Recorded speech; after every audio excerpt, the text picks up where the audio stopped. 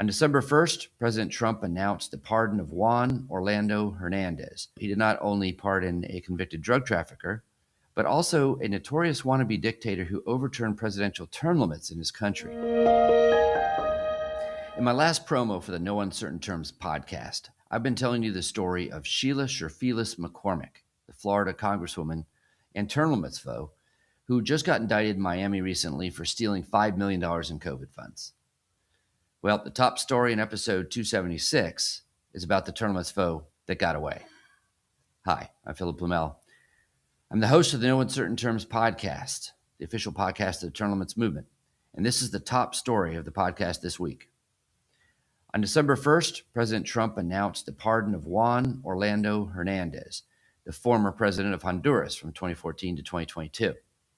When he did so, he did not only pardon a convicted drug trafficker, but also a notorious wannabe dictator who overturned presidential term limits in his country. The Honduras 1982 Constitution, in Article 239, originally banned consecutive presidential terms. After 4 years, the president legally had to relinquish his power. But Hernandez had no interest in doing that at all. He was first elected in 2013, so he first faced a term limit in 2017.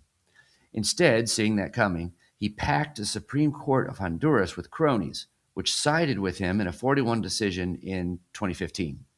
The court said that the term limits that were written into the Constitution were somehow not constitutional. Pretty brazen move. Well, this led to the 2017 re-election amid widespread fraud allegations and violent protests in which over 30 people died. Naturally, politicians hate term limits, and indeed any limitations on their power. We see this across the globe, from Russia to China to Venezuela, and even in the U.S. Congress.